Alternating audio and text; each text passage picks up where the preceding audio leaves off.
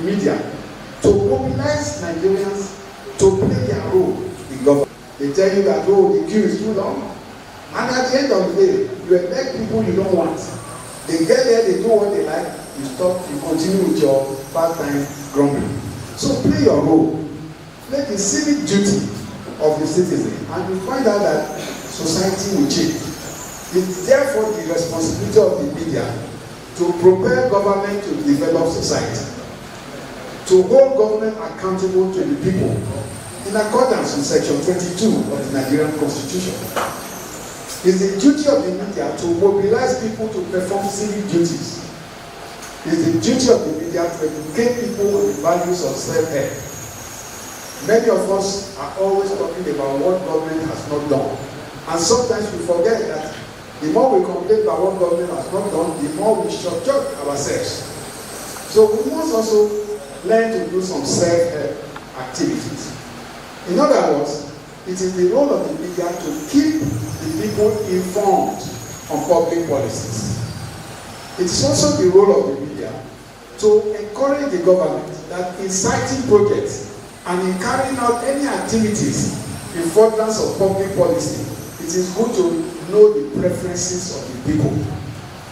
Where I come from, we used to have a government, and the vice president was from our state at that time.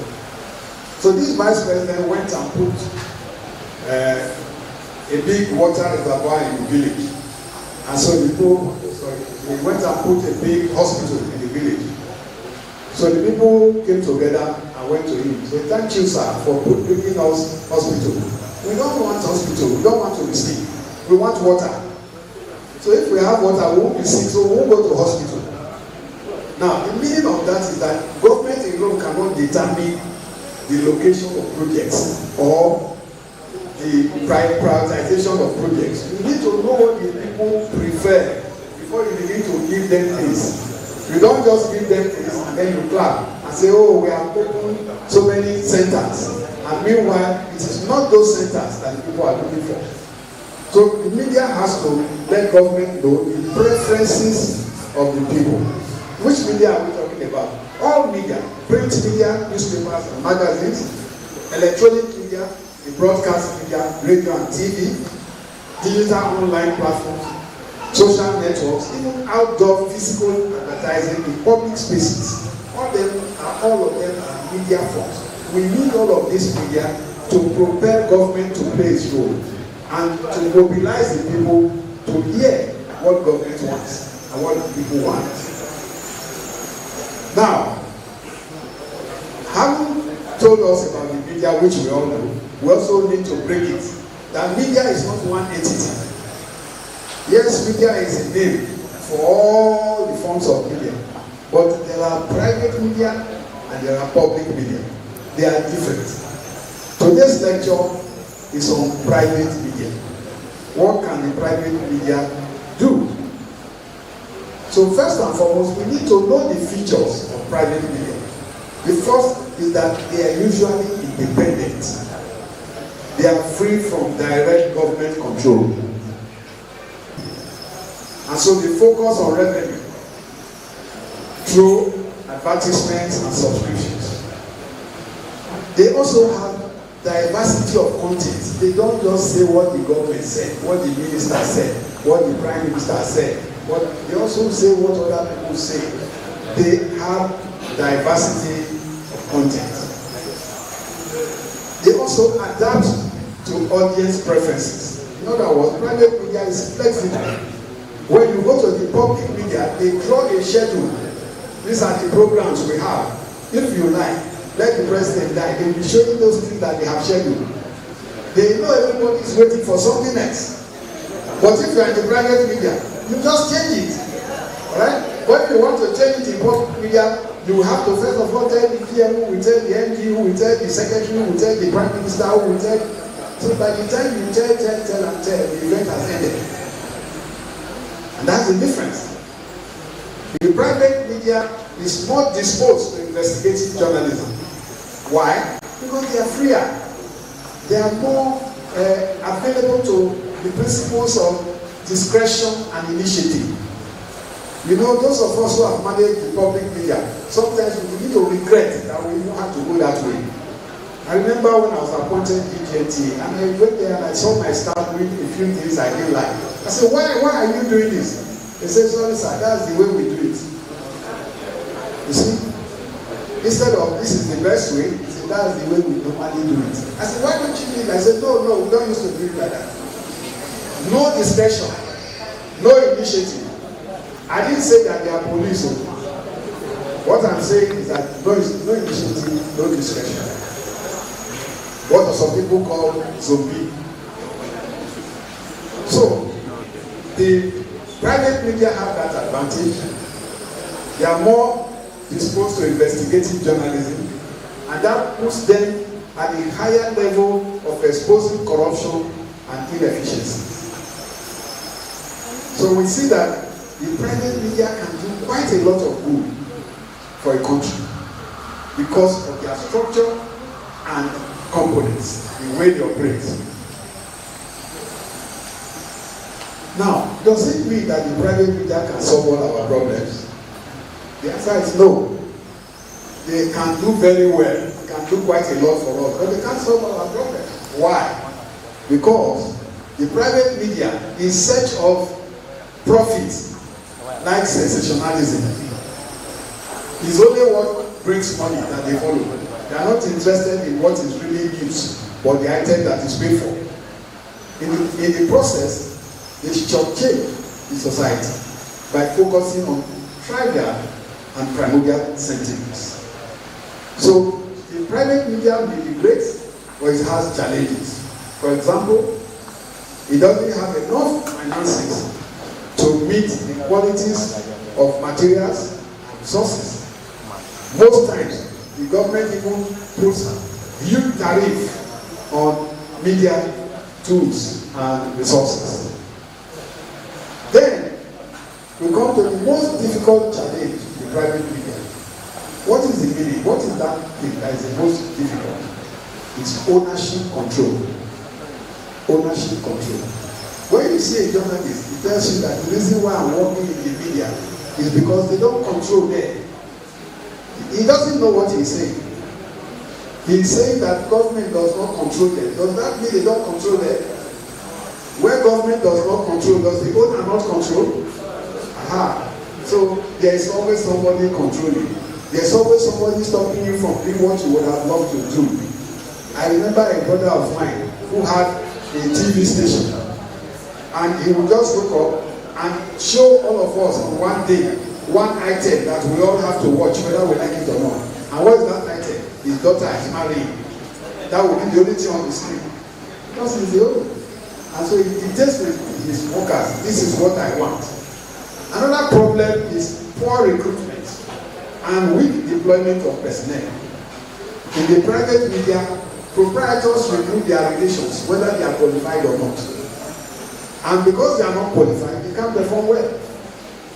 They also have weak training scheme. They don't train anybody. The moment you have left school, the only training you have is the one they send you from the newsroom to the studio and back. They don't send you to any other school again or any other higher institution to get an increased level of knowledge of the job. Then they also have lack of security of tenure. Like in all private organizations, if you work for a private man, he can wake up in the morning and sack you 5 minutes after you have greeted him. But in the public sector, you have to tell the man what he did. You have to issue a query. He has to reply. You have to take it to management. You have to, if he's found guilty, so kind of quarrel, so leave him first. Let's warn him first. You don't have that in private media. If the wife of the owner says go, that's the end. So, having said that, it means that as much as those in the private media would like us to leave the nation in their hands, it is wrong for the private media to operate in isolation. The private media should never operate in isolation. If they operate in isolation, there will be a loss of robust impact on society. Because others they will be doing what they like, the only a few people will be bothered about society. There will be reduced coverage of society, especially the local areas. You see, the private media is established in town where there is adverts. And by restricting coverage to just towns, the larger sector of Nigeria is not covered.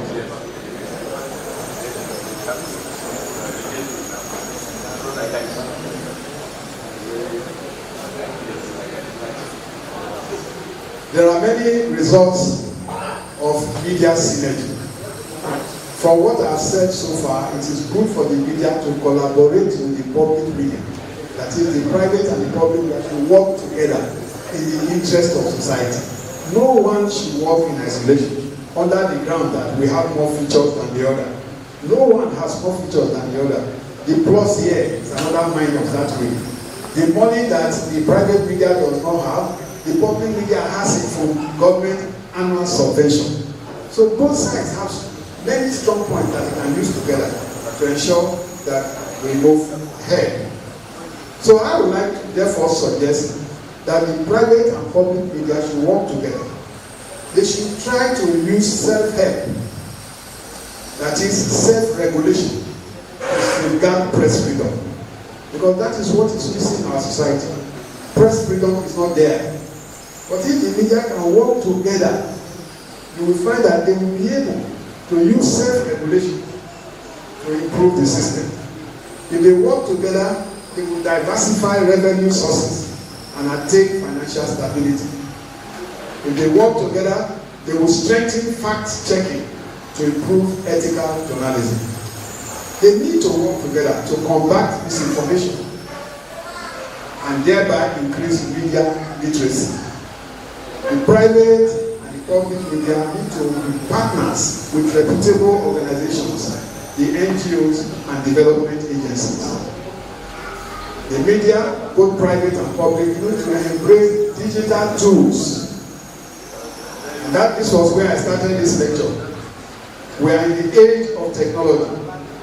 And therefore, our media should operate as agents of technological growth. We cannot be doing analog transmission in this age of technology.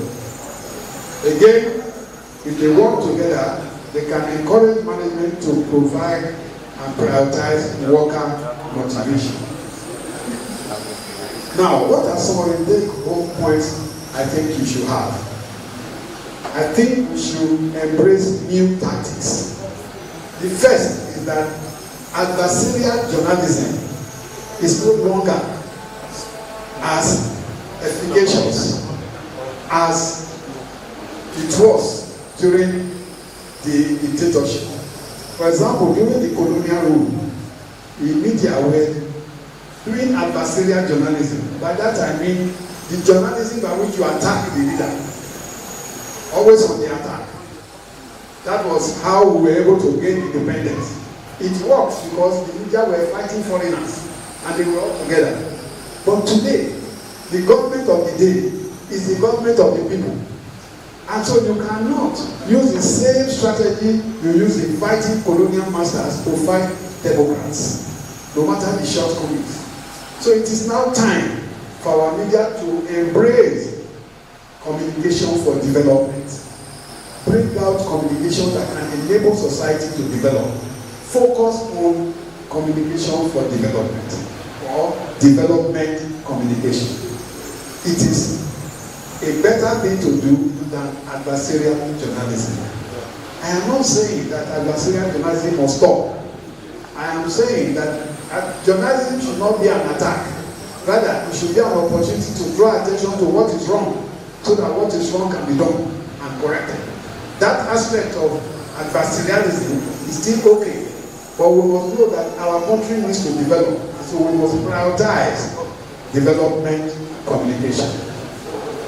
We must ensure that our democracy works, because as we all know, the system of government in Nigeria today is called democracy, but it does not follow democratic tenets. Right? In democracy, there are 5 major things. The sovereignty of the people is the first one. Today, nobody can say it is the people that matters most in Nigeria. So if we don't have sovereignty of the people, we don't have democracy. The media ought to follow that up. Secondly, is the rule of law. It is the duty of the media to project the rule of law. Where you have democracy without rule of law, you don't have democracy. And a lot of people make the mistake of thinking that democracy is the same thing as civilian administration. It's not. There are many civilians who behave like soldiers. So don't think that when somebody is a civilian, he's a democrat. No. A democrat is the person who follows the rule of law and the due process of law. If you don't follow the rule of law, you are not a democrat. Whether you wore khaki or you wore agbada or you wore that siki, whatever you wore, does not make you a democrat. What makes you a democrat is adherence to these 5 points that I have made, namely sovereignty of the people, the rule of law, and then free and fair elections.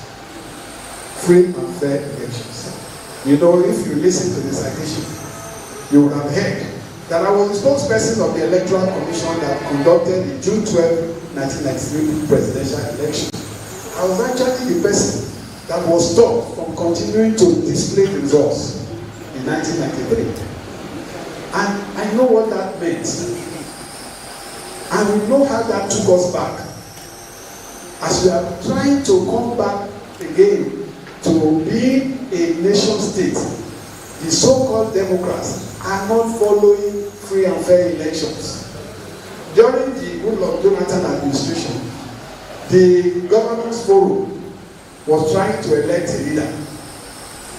How many people in the governance forum? 36. They were trying to elect a leader. There were 2 people. One scored 19, the other one scored 16.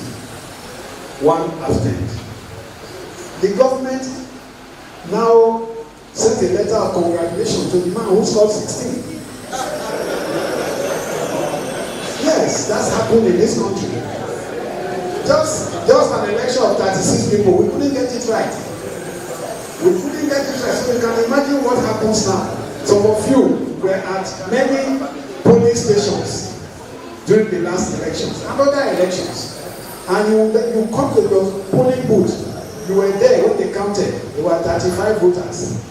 You were there. You get to be the voters in that unit because 205. You even see the politicians counting votes 1, 2, 4, 20, 21, 34, 40. So if we cannot have free and fair election, we cannot bring the right persons to government. If we don't bring the right persons to government, we cannot have good policies. We cannot have people who are visionary leaders that can ensure that the life of people are improved through government efforts. So we need to do that. Then we need majority rule. We need, finally, the protection of minority rights. You cannot say that because majority is what the game of politics is about, you will not even allow minorities to speak. The saying that the minority will have their say and the majority will have their way. In Nigeria, the majority will have its way and its say, and nobody will speak. You cannot do that. Once you do that, you are not democracy. So it is the duty of the media to uphold all these things we are saying. It's the duty of the media to deprecate failed elections. You see, there are some stations who will announce an election that is fake. And they will say, oh, that was what INEC said. I think the media must go beyond that and be able to make the point that according to INEC, this was the result. So if we can do things like that, we'll be helping the society. Just before I sit down, let me say one or two things about the Maurison Media Group. I don't know much about them, but I was interested because when I got an invitation to come to speak at this occasion, I was surprised. Because not many people really want me to come and speak in their occasions because you do not know what I'm going to say. So if anybody took that risk to call me, the person must be strong.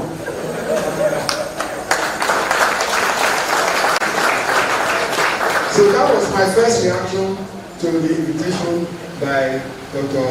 Igwe. The second reason I came was that he strategically made me realize that the chairman of the occasion was Professor Patrick.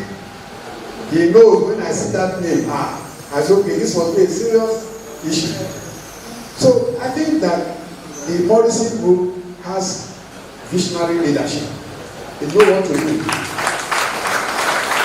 And they try to go about what to do. I think it's also good that they have radio and TV together. It doesn't mean that if radio and TV are not together, it won't work.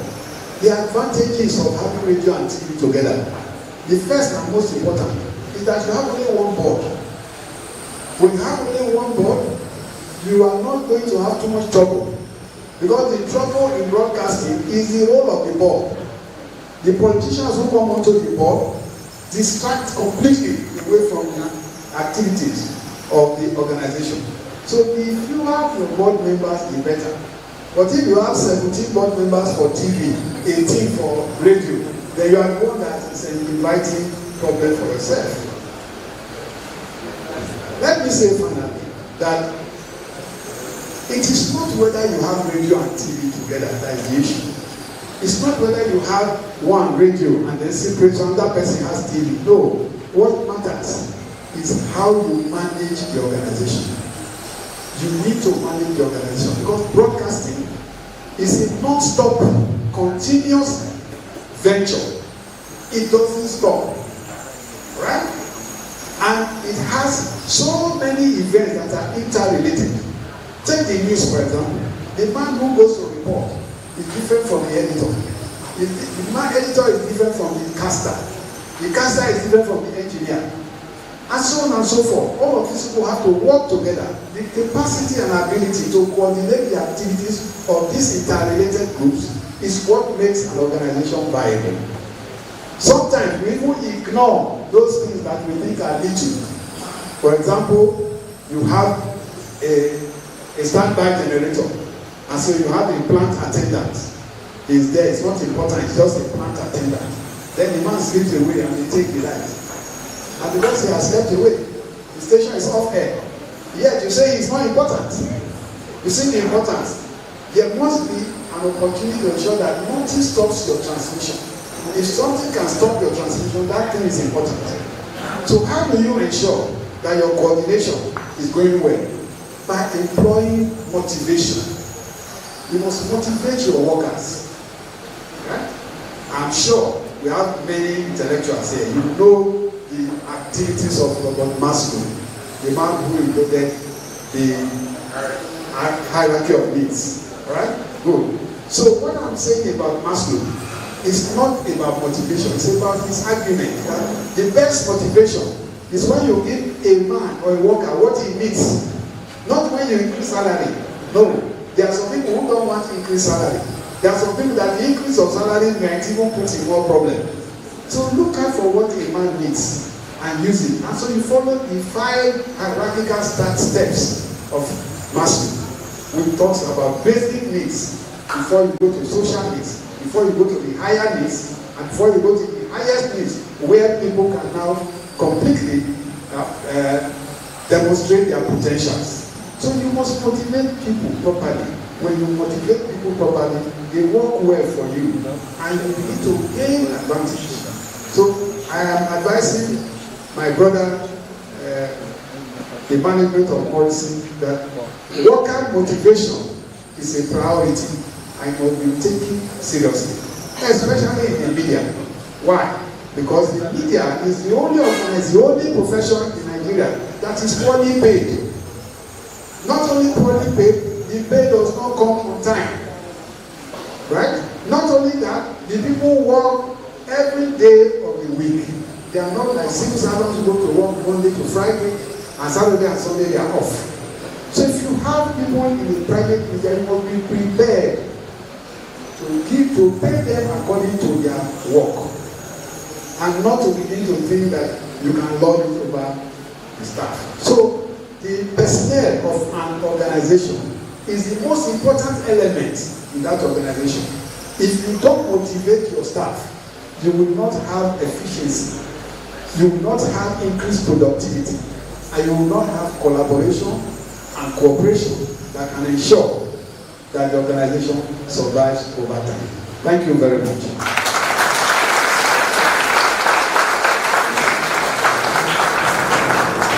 That applause is not enough. Let's give a standing ovation to our erudite Professor Tony Media, beautiful and erudite delivery here. Prof, thank you. No surprises why you are one of the reputable. Please, you can have a seat. Thank you, thank you. One of the reputable broadcast journalists around our nation and beyond. Thank you so much. All right, ladies and gentlemen, we want to still inform you that you are welcome to the 2025 anniversary lecture of Maurison Media Group here at that place hotel. And just as the erudite professor was reciting and also dishing out those messages, we also have some distinguished guests that came in just to recognize them. Please make welcome Eze Saken, JP. Saken, wherever you are highly welcome to this August occasion. We also want to welcome, thank you, Dr. C.H.A. Chiwon. Please a round of applause for him. A round of applause for him. Wherever you are, sir, you are highly recognized. We also want to recognize Honorable Samsoni Echuku. Please a round of applause for him. Round of applause for him. Let's also recognize Dr. George Okuda. Dr. George, you are highly welcome. Round of applause for him, please. We also want to humbly recognize Dr. Innocent A.K. Please a round of applause for him. A round of applause for him. And Engineer Melvis Ohubo. A round of applause for her. I guess she's a woman. Thank you so much. We also want to recognize Barrister Young M. Ayo Tamuno. Please a round of applause for her. Okay, thank you. Also recognize Alex Ndudi Ndebeli. A round of applause for him.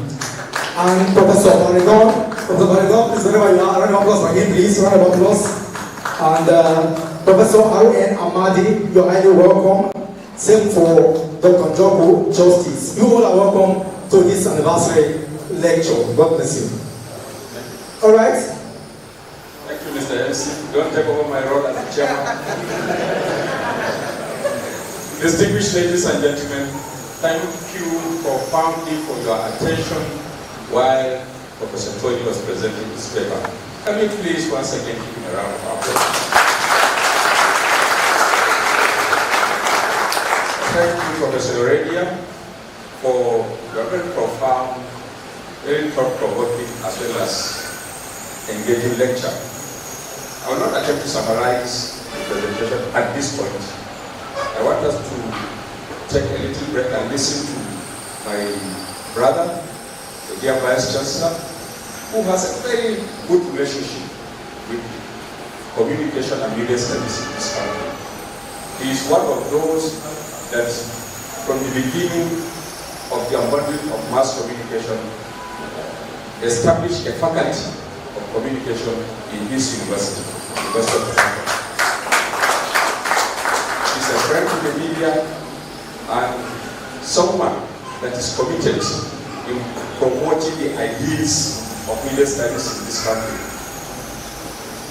Professor George has done a lot to promote media scholarship, and he has been with us since morning. He came here around 10 o'clock, and I know what it means to sacrifice part of your Monday morning as a Vice Chancellor, like I said, of a big university like that. So we give him some few minutes to make his remarks so that he can take his leave.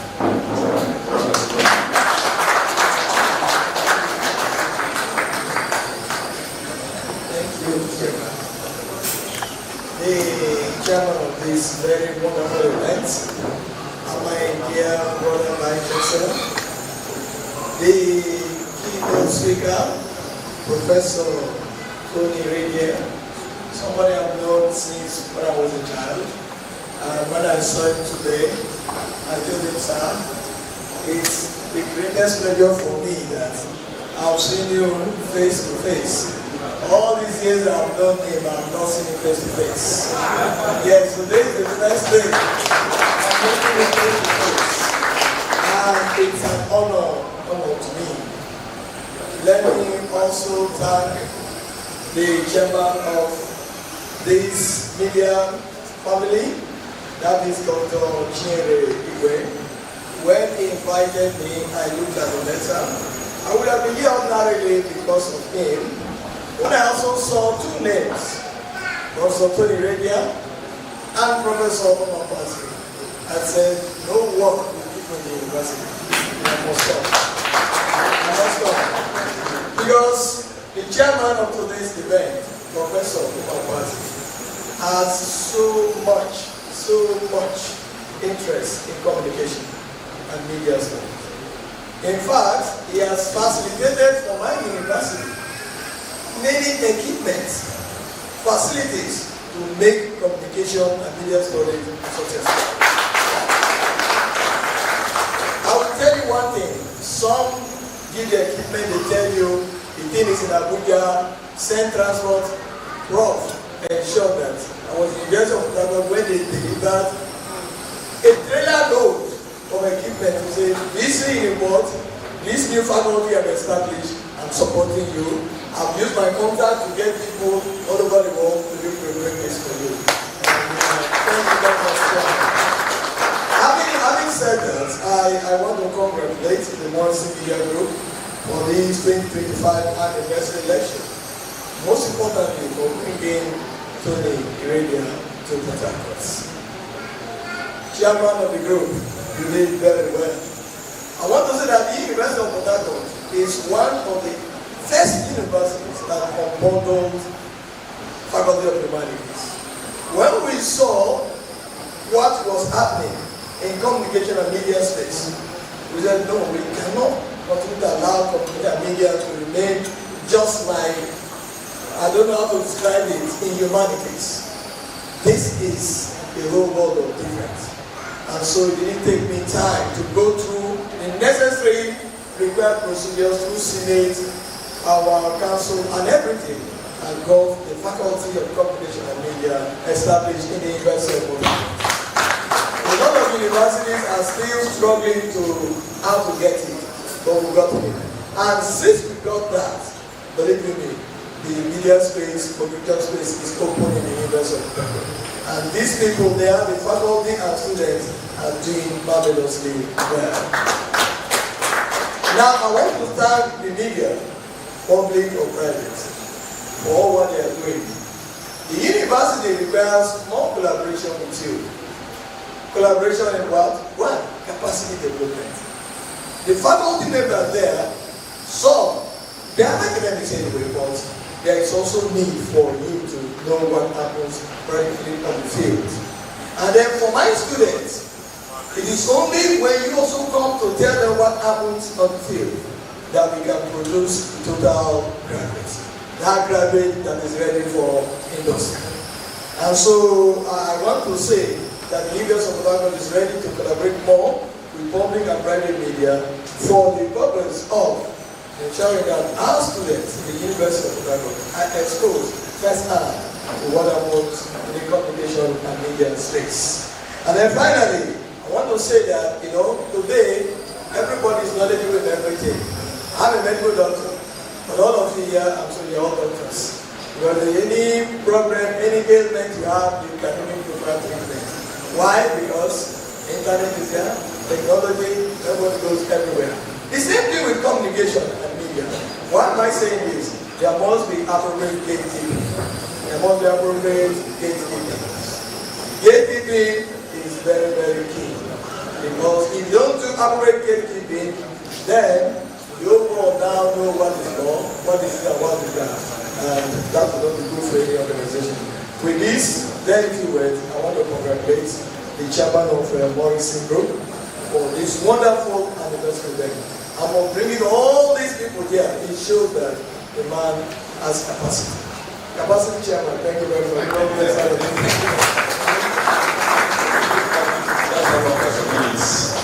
We want to use the occasion of the dignified presence of our Vice Chancellor here for him to present the certificate to our guest speaker, Professor Tony Radia, please.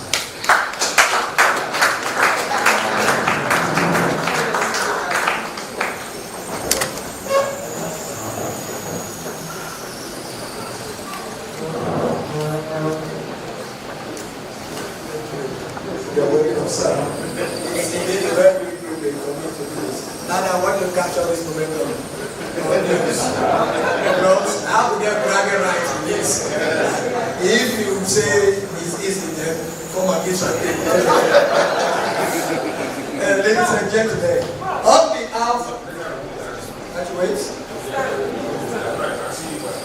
Would you remove this?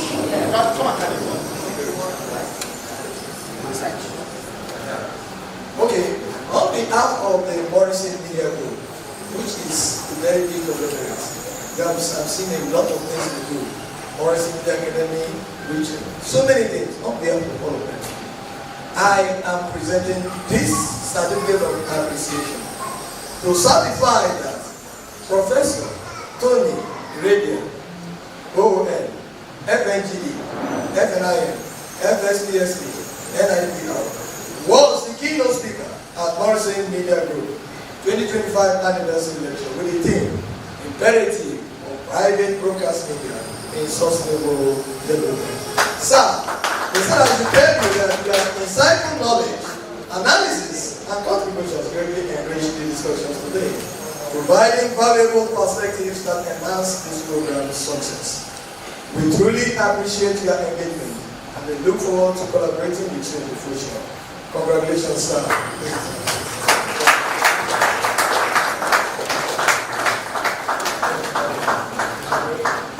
Please, a round of applause for our distinguished professor.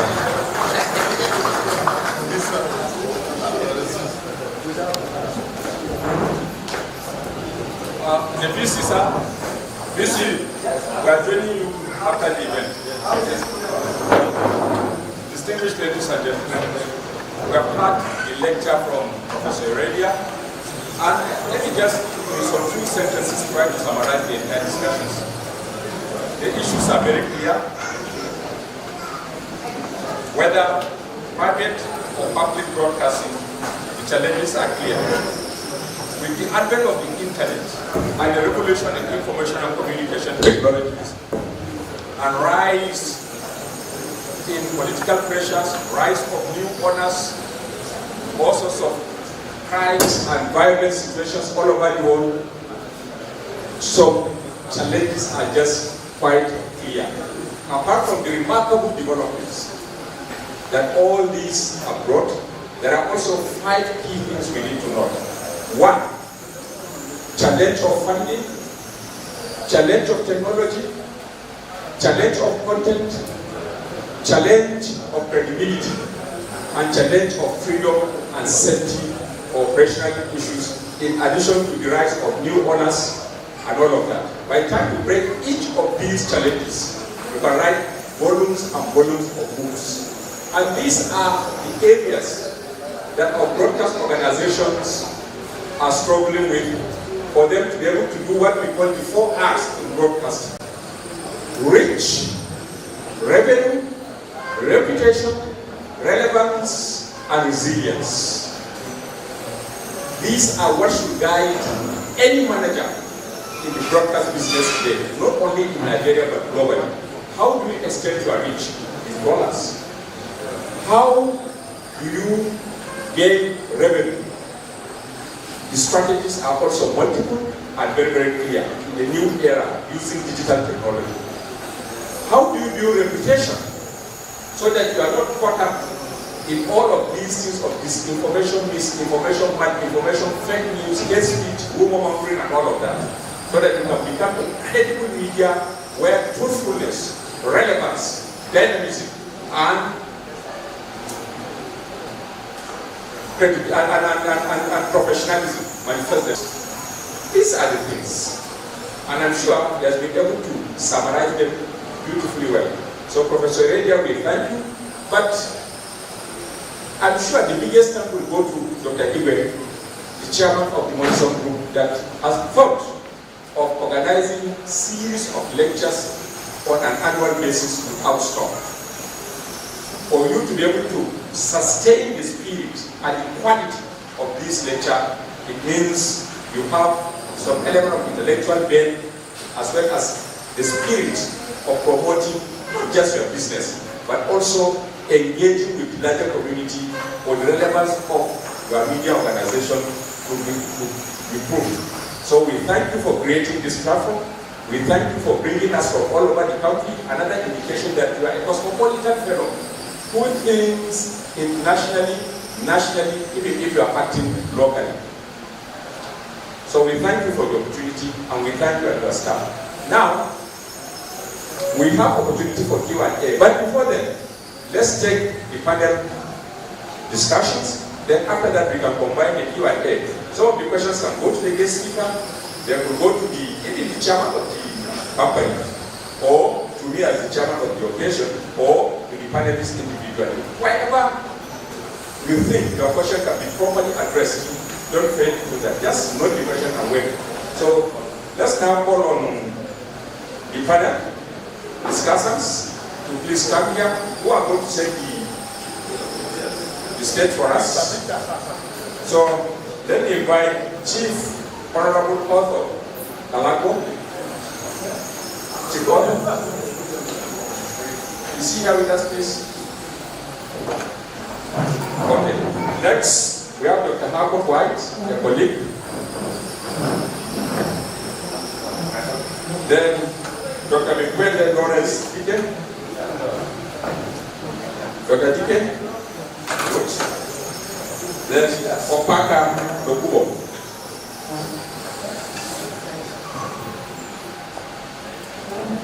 And Susan Serekana, our chairperson for our watch, River State.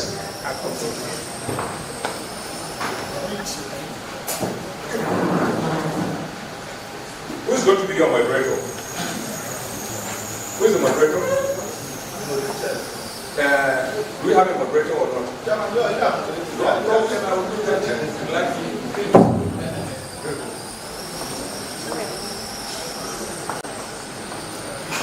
Please, let's remove this. Bring one more chair.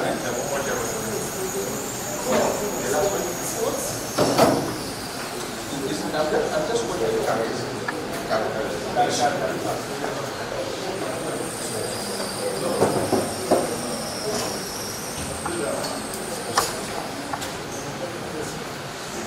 I also bring one more chair.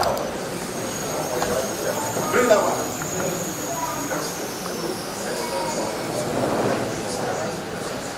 Bring that.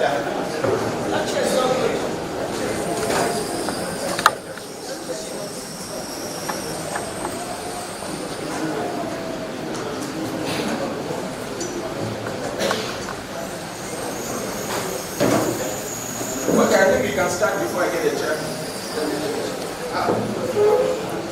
Confidence. Bring this chair. Bring this chair.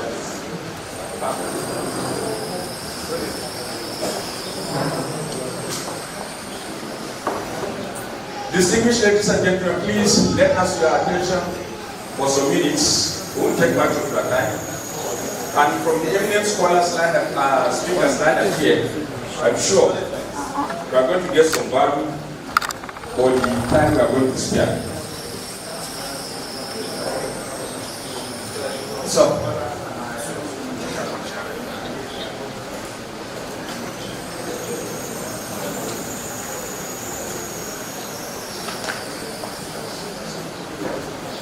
okay, let's start with our zonal vice chairman, LUJ.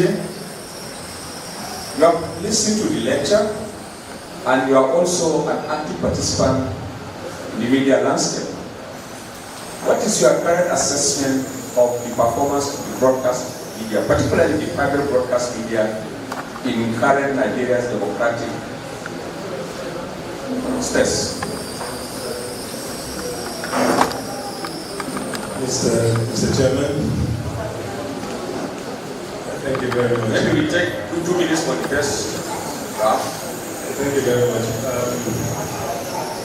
And thanks to the chairman of the Maurison Media for this opportunity, and indeed for the opportunity of meeting people like you and the leading institution, Professor Tony Uredian. Excuse me, please. Can we please be honorable for them to be able to perform? Let's listen. Let's give them some attention, please. People at the back.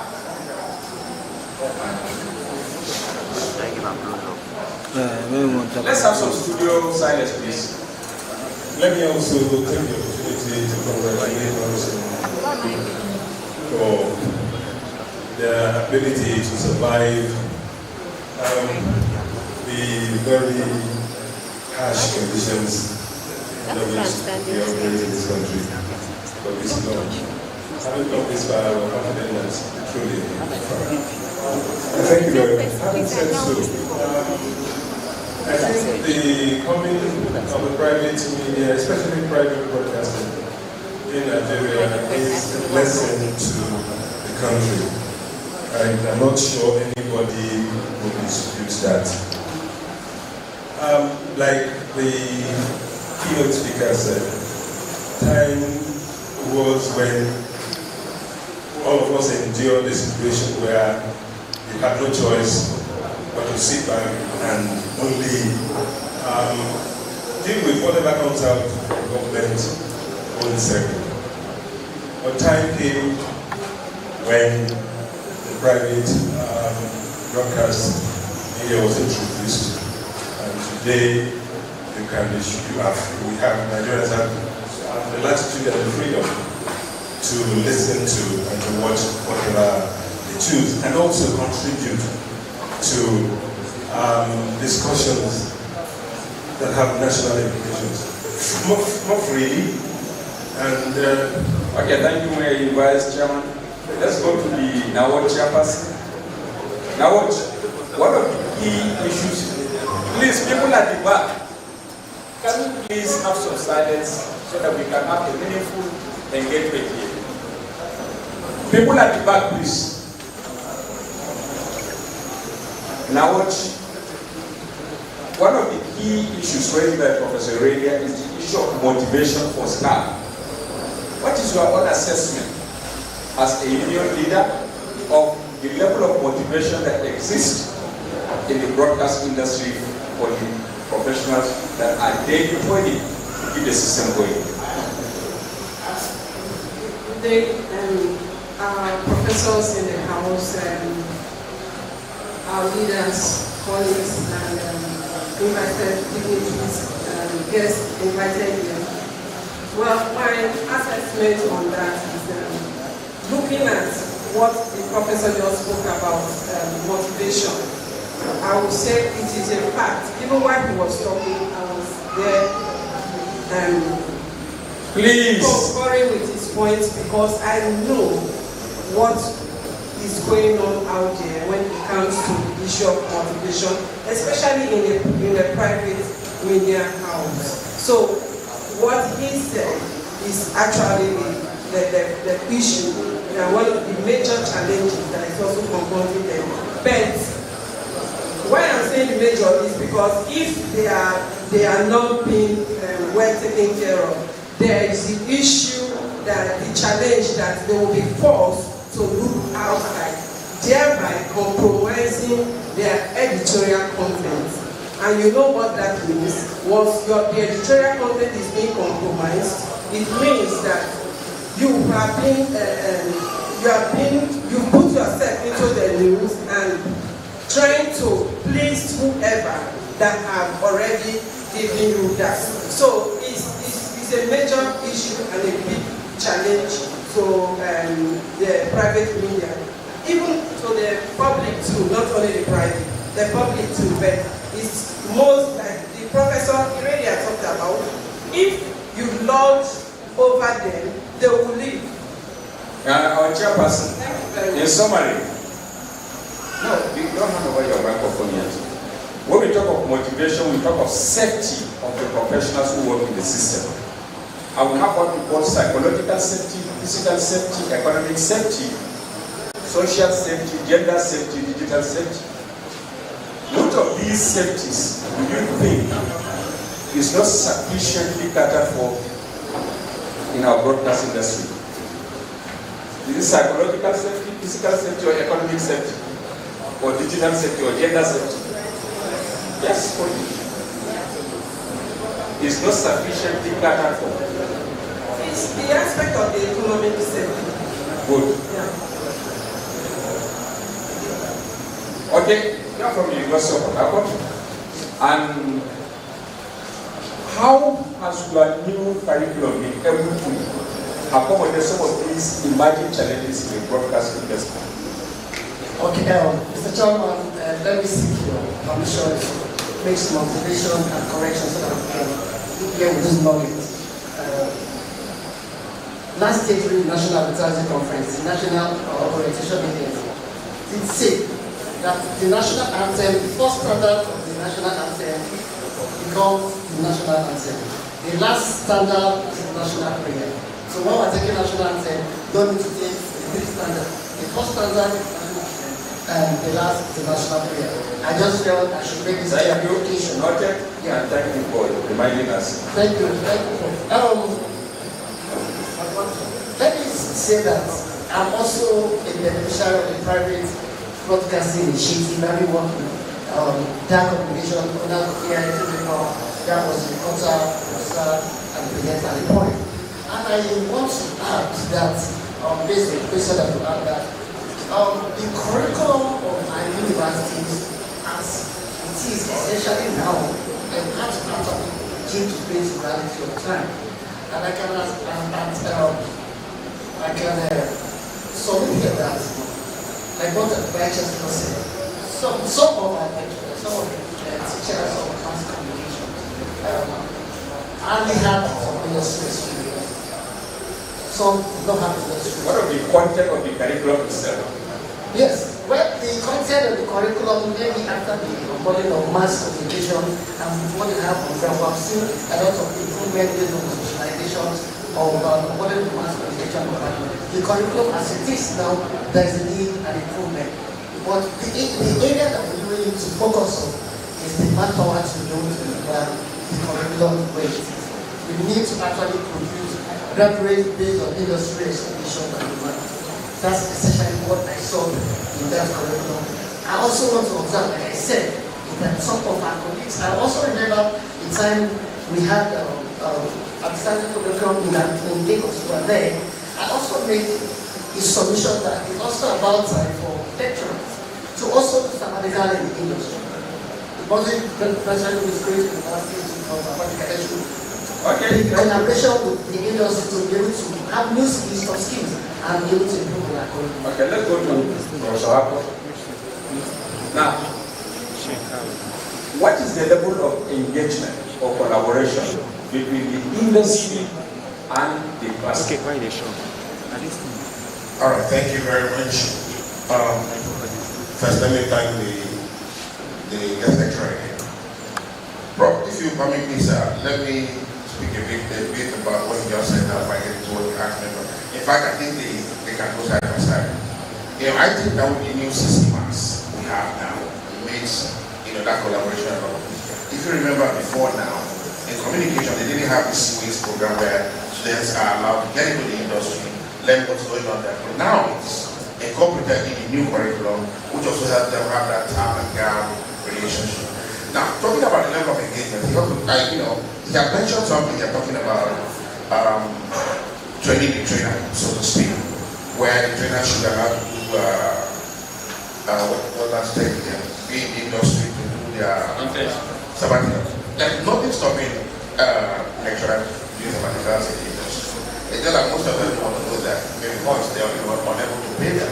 So the collaboration is very low now, but I think that need.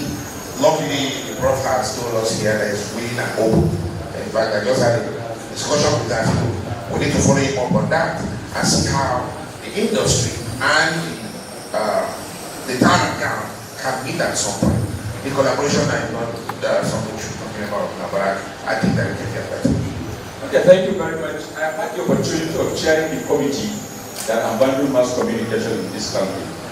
We did the groundwork and eventually produced the document that was approved by the federal government. Professor Tony Media and many of our colleagues were deeply involved. And I can confirm that in that document, we are trying to address some of these evolving challenges. And we have also tried as much as possible to strengthen the linkage between the industry and the academic community. Ideally, the classroom should be ahead of the newsroom in terms of equipment, in terms of level of professionalism, so that they'll be able to train highly specialized individuals with competence and confidence for them to go into the industry and deliver. But what is happening now is that the newsrooms appear to be far ahead of many of our classrooms. And like you also rightly observed, one of our fallouts there is the ability of many of our colleagues who are lecturers to adjust their thinking and rebrand themselves by agreeing to relearn, retool, and rekit for them to be well informed with all these new gadgets that we are seeing in the industry. Communication is one of the most dynamic fields today in the world, where daily newer ways of doing things are coming up. Innovation is fast, and anybody, whether a professional, a manager, who is not able to check in and remain stagnant, the consequence is going to die. Now, can I come in? yes. Yeah, bro, you see, again, I will blame some of your people at your level. Because we have, formed a kind of body that will help regulate what goes on in the communication faculties and departments. I'll say that because if you look at NIPR, for instance, where practitioners are supposed to be, look at the membership. Then go to Korea, and look at the membership. And then there are regulations that those bodies should place or put in universities, for which that way, even you, the lecturer, you'll be forced to shape up yourself. Because you know that if you don't shape up, you have somebody watching you and taking care of you. It's not just the university. That's what I wanted to add to that. Thank you very much for your observation, but I think you also need to understand the history, nature, and dynamics of communication studies in our institutions for you to come to such a conclusion. Now, with their bonding, just taking a step further.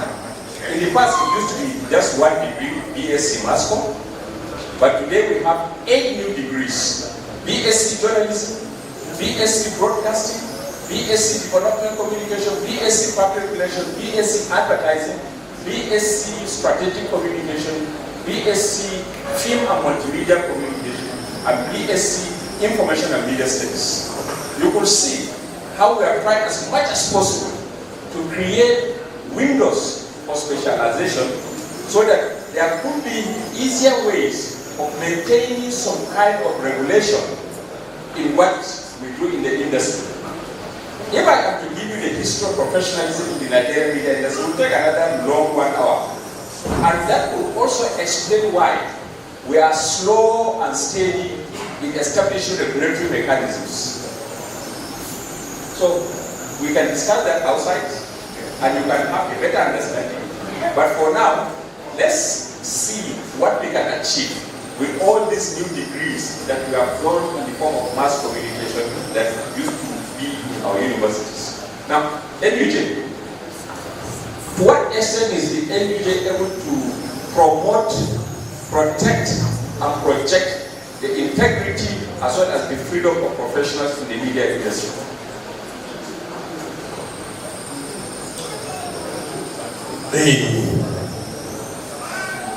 I must say that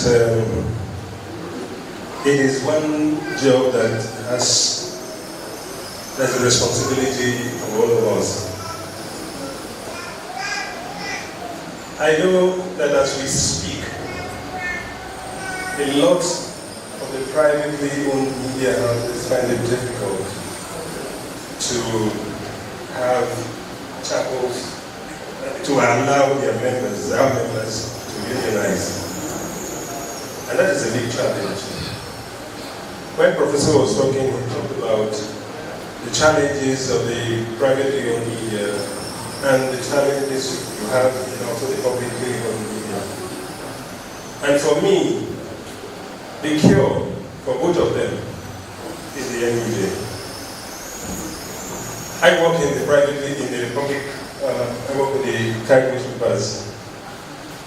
But today, I have the opportunity, or the privilege, of being a regular voice on radio, discussing various issues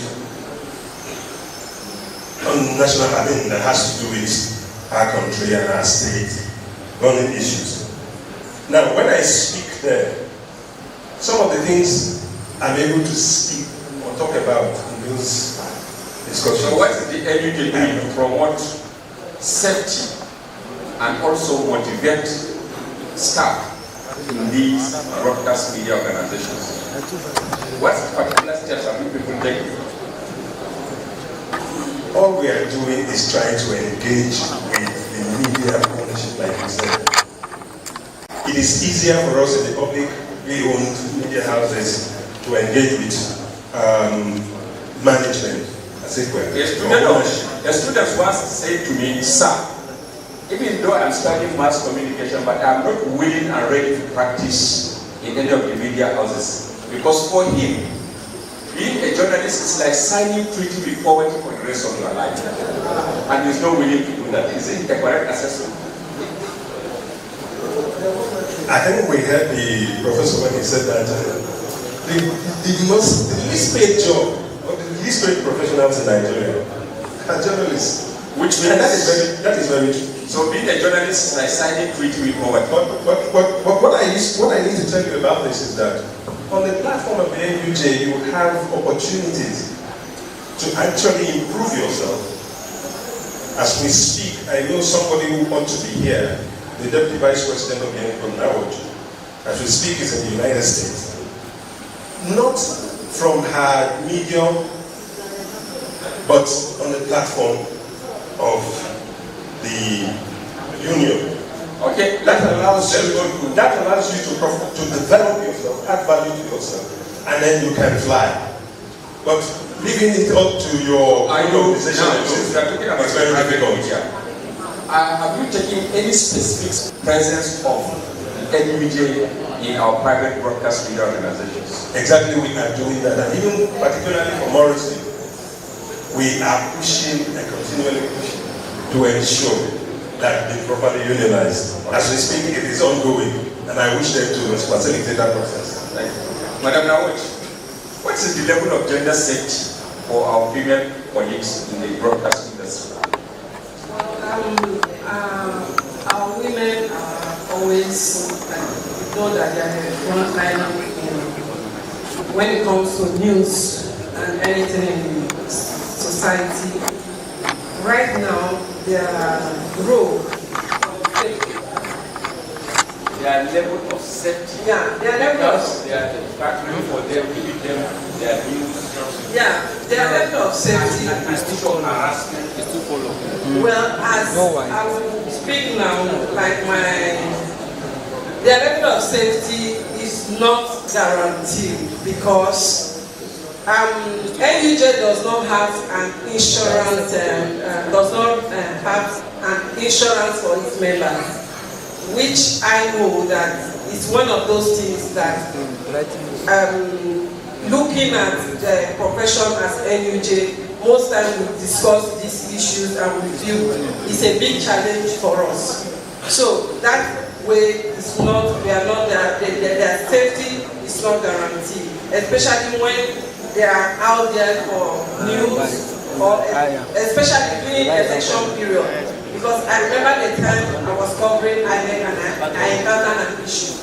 You know, okay. Something that happened then, I know that there's no insurance coverage. So what specific steps have we taken to address this stuff? The specific step we've taken is that we have been advocating, speaking with, seeing how the government, ensure that we have this insurance. So when are we going to see light at the end of the tunnel? So I wouldn't be able to tell you that. I think my NUJ president should be able to tell you that. Let me make a comment on this. I think this room provides opportunities for us to tell our guests what to do and who we are. Can we connect with the discussants? Yeah.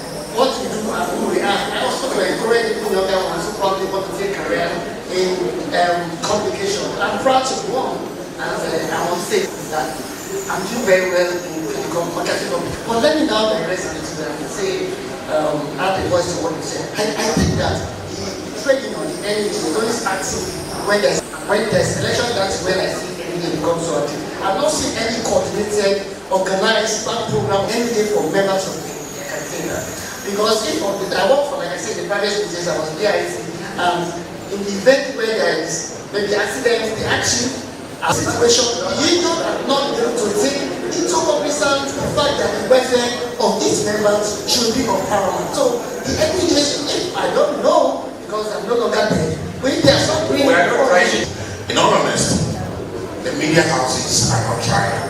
You know, when you heard the lecturers speak here, so how can our broadcast media organizations raise sufficient revenue that would safeguard, guarantee, and sustain their level of independence because of work?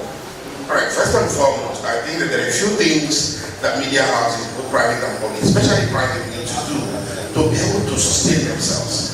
First and foremost, before they even do anything, they need to be careful with commercial bias. Because you check most media houses, you find out that they have this commercial bias. They only go where there's commercial, where there's money to be made. That's where they want to go. Can you blame them? No, I'll tell you why. Well, I'll tell you why I would blame them to some extent. You see, because there are several ways they could have also made. What are the ways? That's what I want to say now. First and foremost, partnership. They can get into partnerships, and those partnerships will bring them money. Again, look around you, sir. Look around the whole of Portugal. How many of these stations even advertise themselves? I've yet to see the billboard carrying 95.5, trying to advertise the station. You only see them advertise themselves in their stations.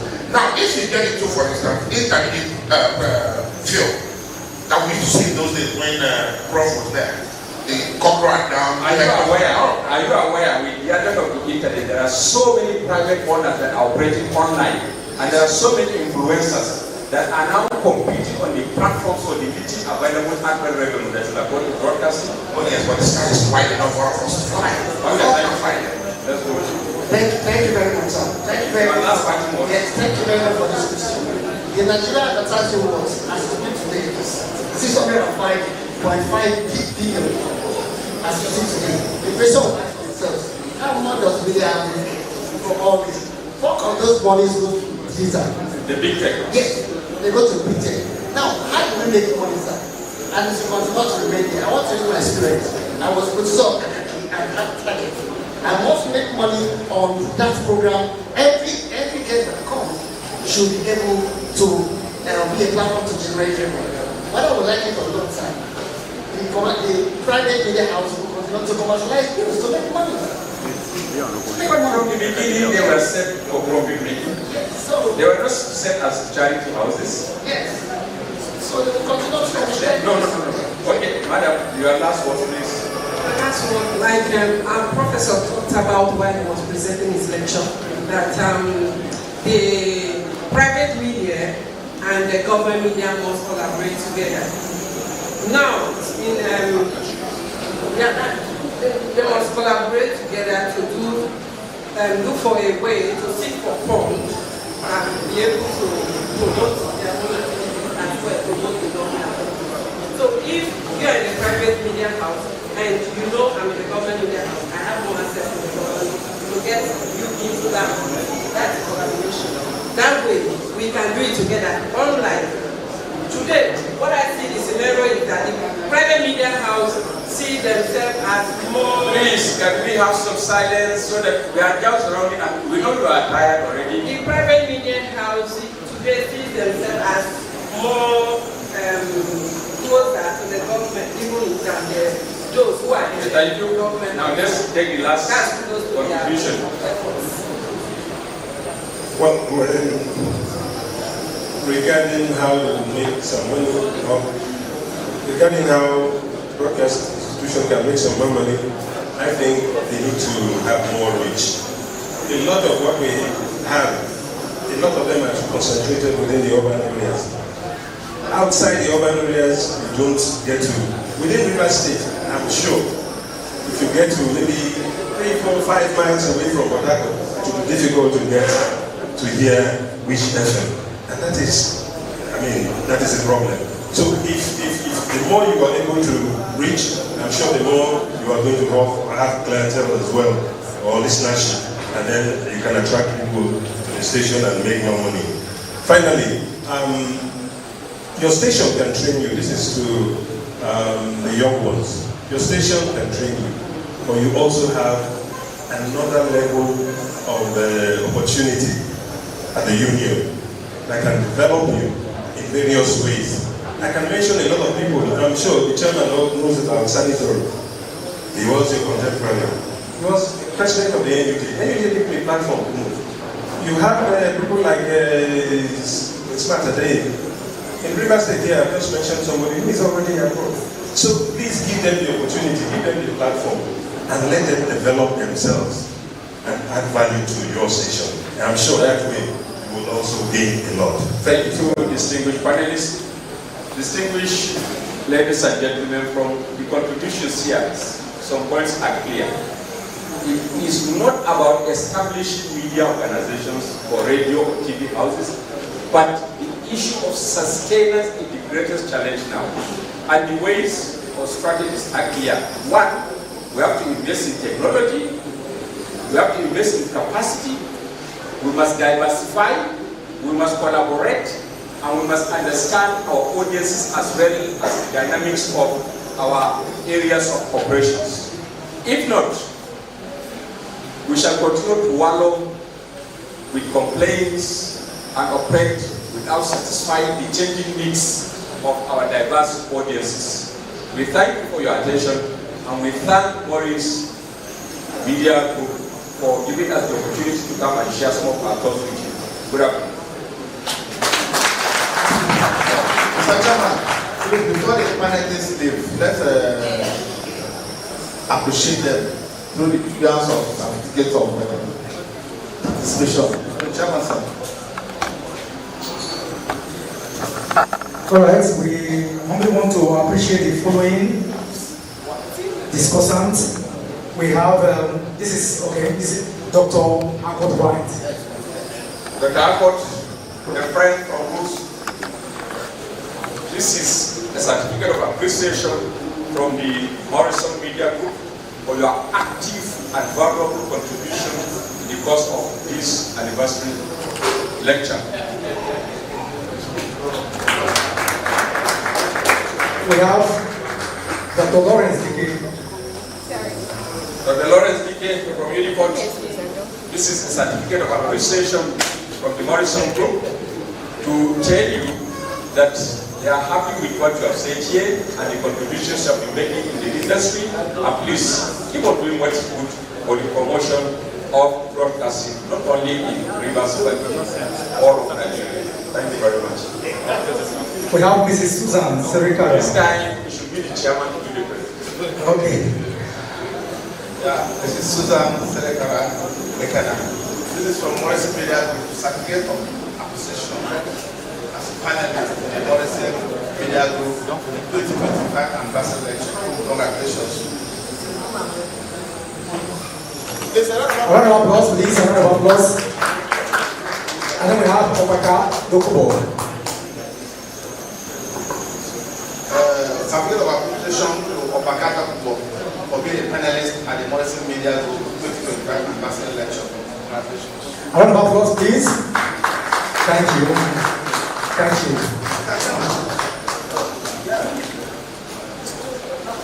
Mr. Chairman, in course of my speech,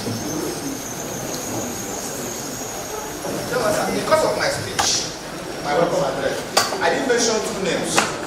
Engineer II. Please a round of applause for him.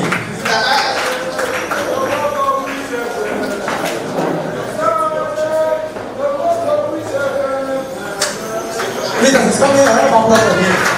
He is one of the renowned callers, consistent caller. All solicited shepherd image maker. All solicited. In all the words we are doing, what you see every day, popularizing the wishes. Let's give him a round of applause. Let's appreciate him. Thank you. Thank you. This is a certificate of appreciation for being the chairman of CCC. Do you know the meaning of CCC?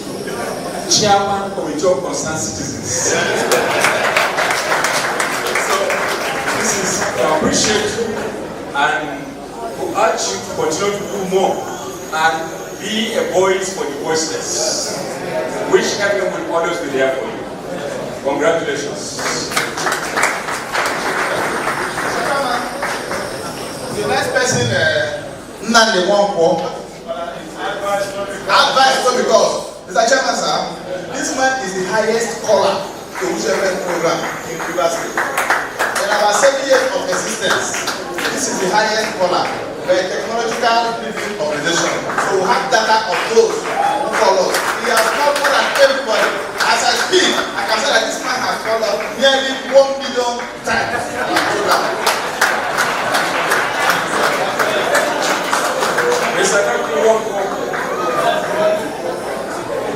By calling regularly on radio, it's not an indication that you have nothing to do.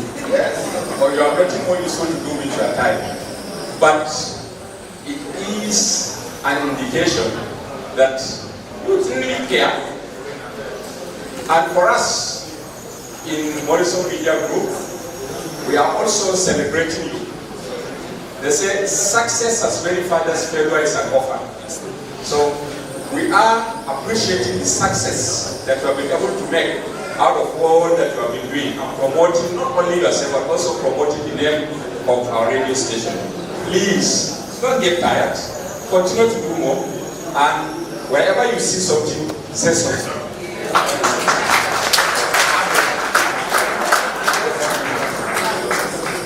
Mr. Chairman, I stand as chairman of Maurison Media Group. Certificate of appreciation. This is to satisfy that Professor Umaru A.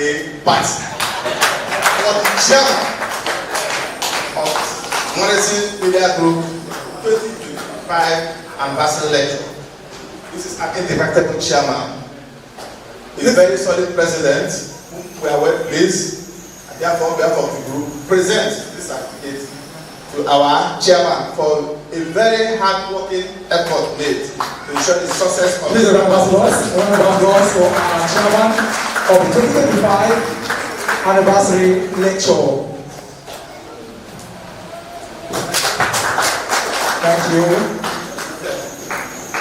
Mr. Chairman, the next set of recipients are our value-added guest analysts.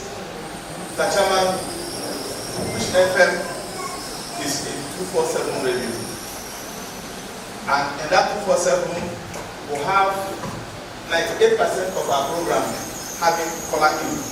Only 2 programs does not have color in. Inspirational music. That's the only program that does not have colors and guests.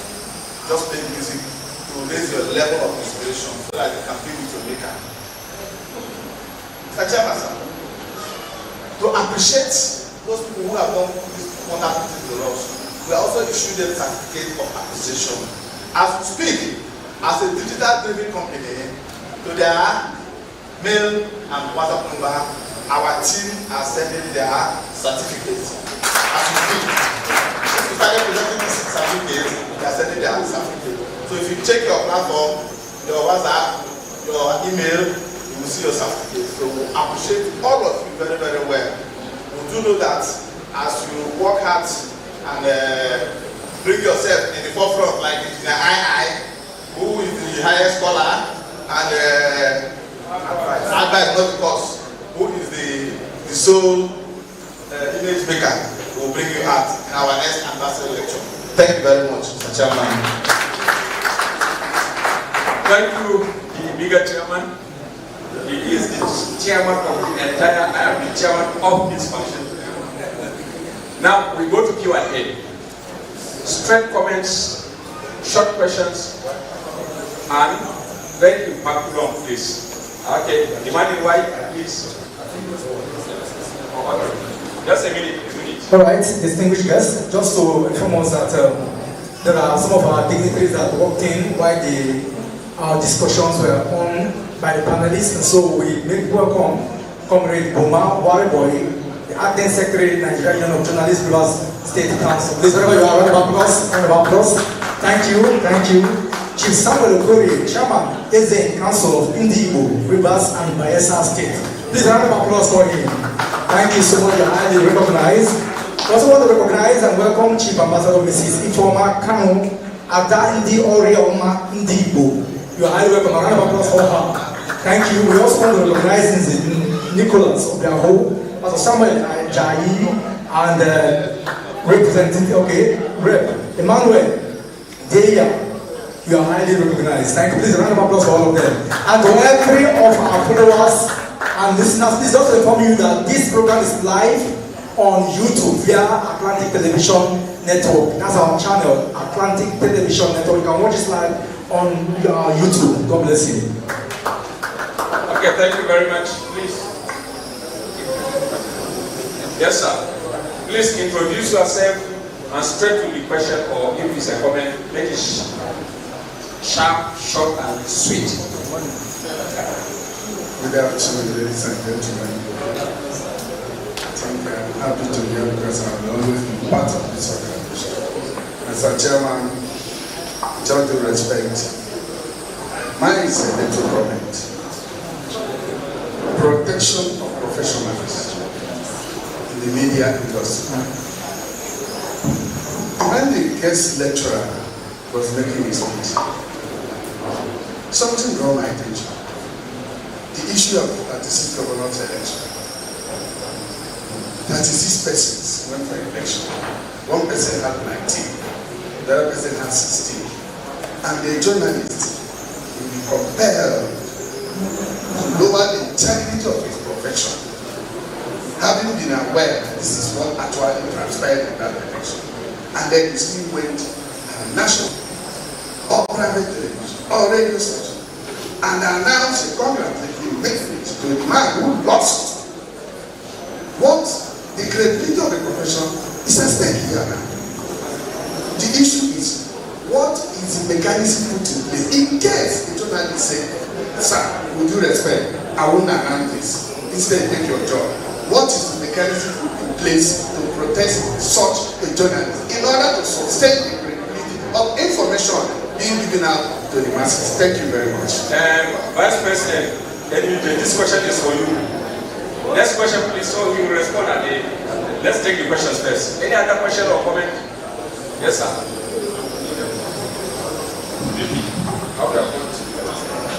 Mr. Chairman, distinguished ladies and gentlemen, where you have mass communication oracles and living ancestors like Professor Marupate and Tony Radio, I think you need a lot of audacity to be able to contribute to what is ongoing.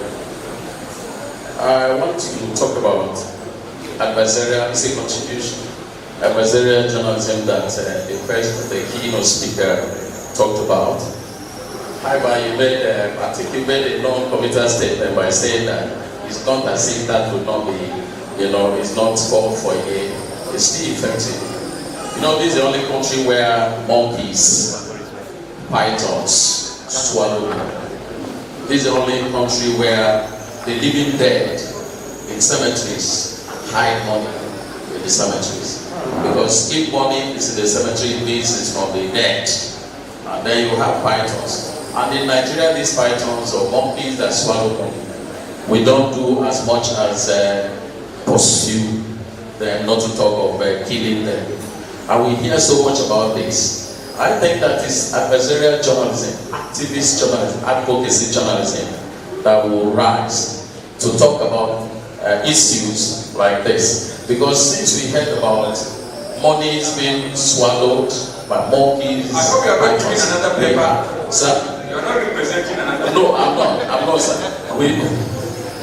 Since we heard about all this, I would not really heard about media attack on this, because we need to know what these monies that we have recovered. Even when we talk about Bachalu, every day you hear about the Bachalu from different parts of the world, but you don't hear about the projects that this money has been used to accomplish. So I'm just supporting the fact that this adversarial journalism is still important. And then for public broadcasting, you know, because of lack of creativity, because of strictly professionalism and undue interference in day-to-day affairs of stations, in state-owned stations, it will appear as if they are not necessary again. I want to still say they are necessary because it's through them you have distribution and the management of frequencies.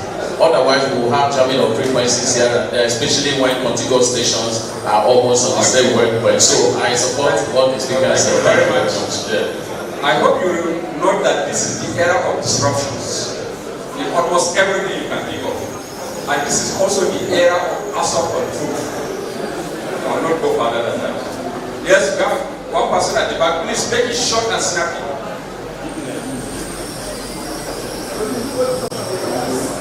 Thank you, Mr. Chairman.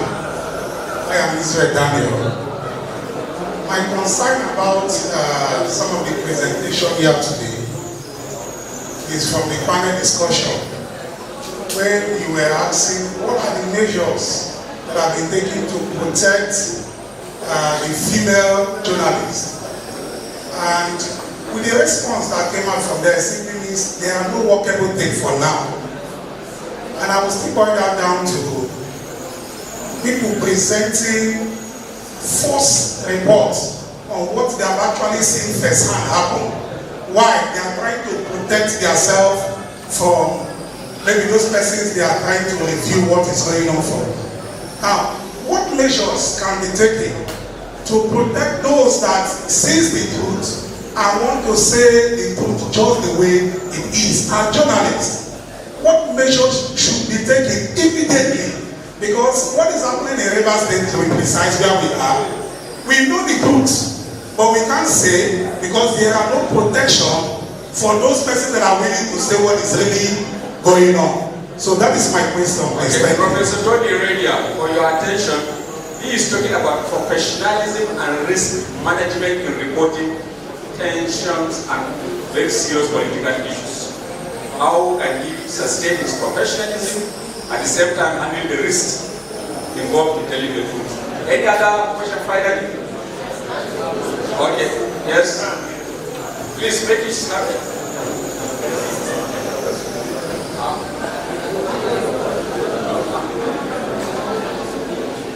Hello, good afternoon, sir.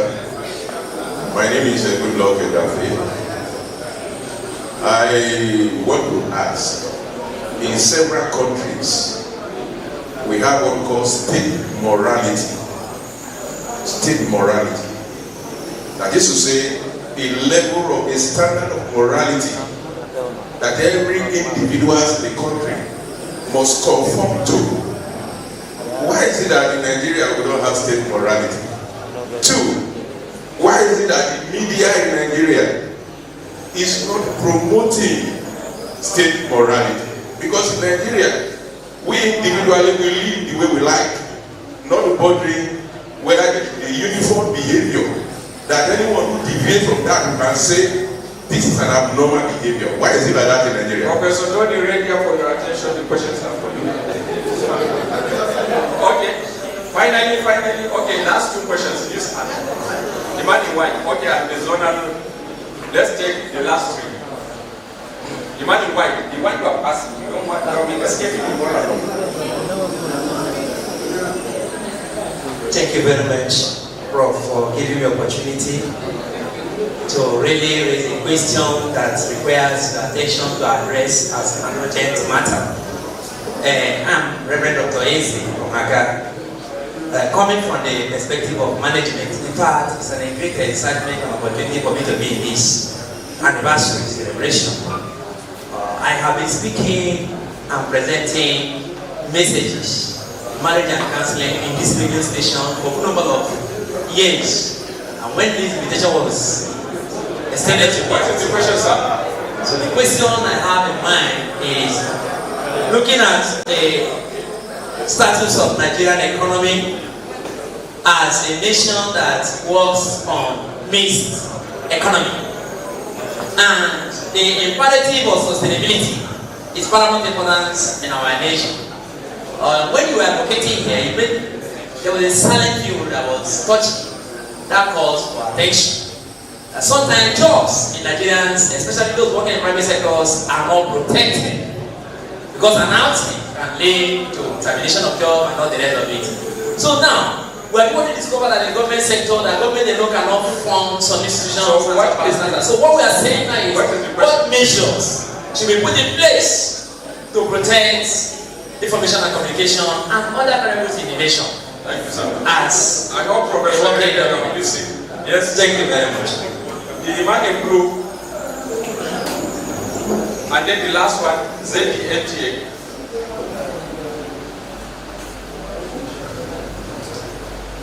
Thank you, Chairman. My name is Chief Acholuwa. My question goes to the Chairman, Maurison Group of Company, Maurison Media Group. In course of the discussion with the panel, one said that this radio station or television station is not being advertised outside within Port Harcourt apart from the radio station. And Mr. Chairman, sir, what efforts will you put in place after this program to see that this radio station and the television station is being put on billboards outside your station? Thank you. Finally, ZDNTA.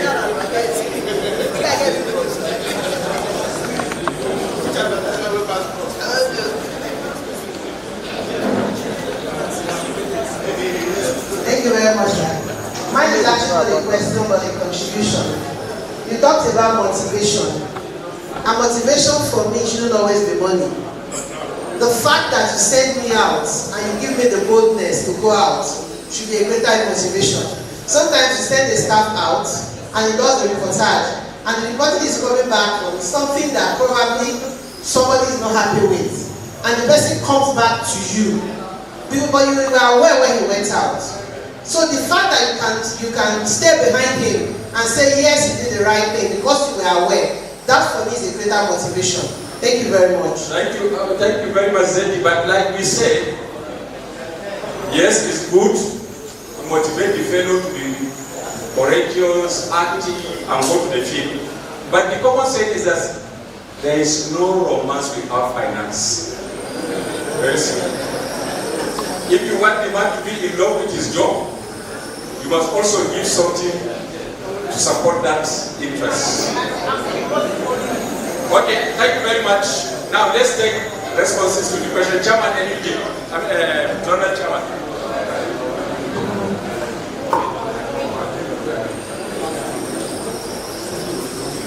After this, we have two more things. We have the induction of the new members into the SNB, and then we have our catching up project.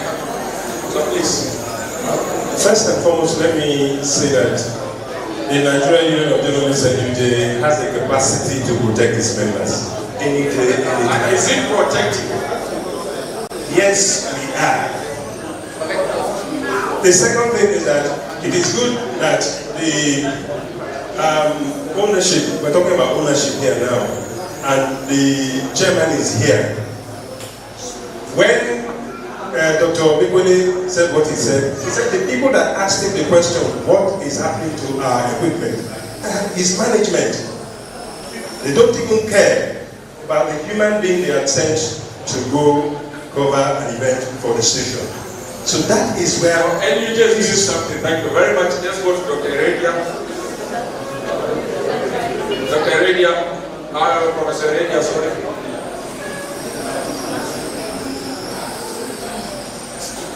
You have many of the questions, sir. Thank you, Mr. Chair. I heard a few of the questions, and I think that some of them were the repetition of others. I also heard the chairman of the occasion answering about 3 or 4 of them. So I really didn't know I would be requested to answer again. But I took note of a particular one that I would like to talk about. People at the back, please, the back benchers, give us your attention here.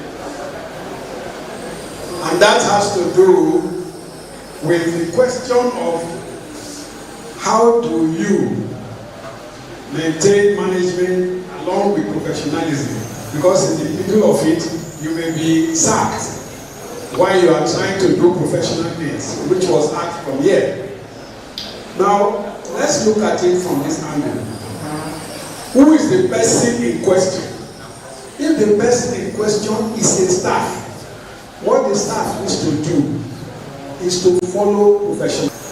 If the person is a manager or a supervisor, what that manager or supervisor needs to do is to accept the principles of vicarious liability. Vicarious liability. It means the principle of accepting fault for what your juniors did on your behalf.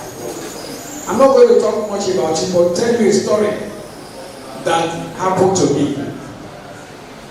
I was DG of NTA, and the zonal director, like my sister here now, of one of the states, was not in the good books of the ruling party. So the minister wished me to remove him, to remove that zonal director.